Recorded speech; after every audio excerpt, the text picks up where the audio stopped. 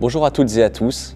Le département fond rare et précieux de l'Alcazar vous invite à un voyage réalisé en Égypte et au Proche-Orient entre 1849 et 1851. Il s'agit d'un recueil photographique réalisé par Maxime Ducamp et accompagné de son ami, un certain Gustave Flaubert, sur les routes d'Égypte, de Palestine, de Syrie et du Liban. Embarquez-vous avec nous pour ce voyage photographique absolument unique.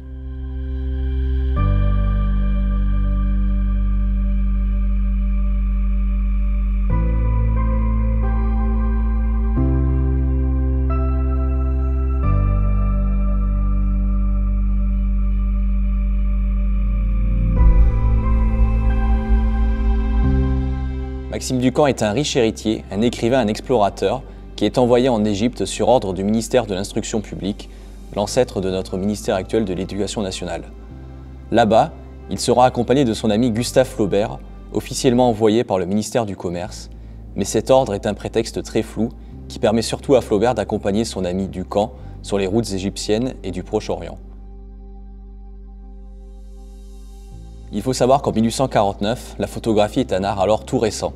Elle n'a vu le jour qu'une dizaine d'années auparavant, vers 1839. Ducamp est initié au daguerréotype et les conditions de travail sur place sont extrêmement délicates.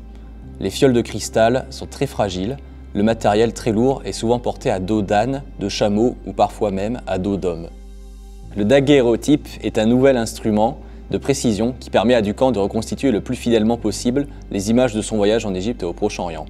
Il est l'ancêtre de nos appareils photo actuels. Les conditions de travail sont très délicates.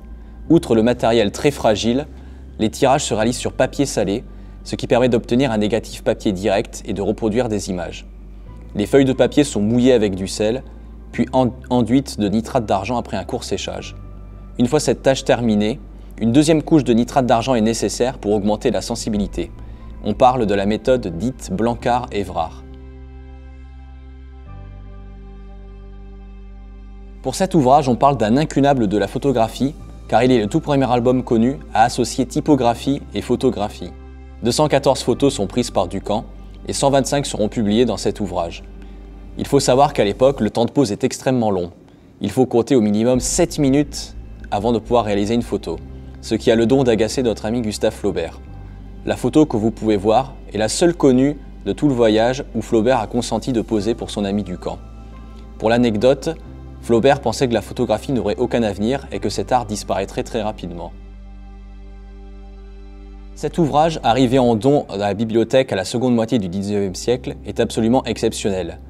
Il montre des photographies encore jamais connues de l'Égypte et du Proche-Orient et montre surtout des monuments encore ensablés, préservés du tourisme de masse actuel.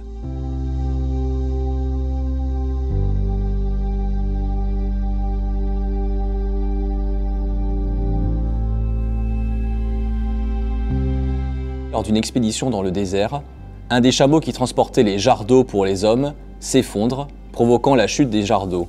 Pour épancher leur soif, Ducamp et Flaubert mâchent des morceaux de pierre à fusil. Le voyage en Égypte n'aura pas été de tout repos pour Flaubert, mais heureusement, les monuments et les paysages grandioses du Proche-Orient l'auraient inspiré pour écrire quelques années plus tard son chef-d'œuvre Salammbô.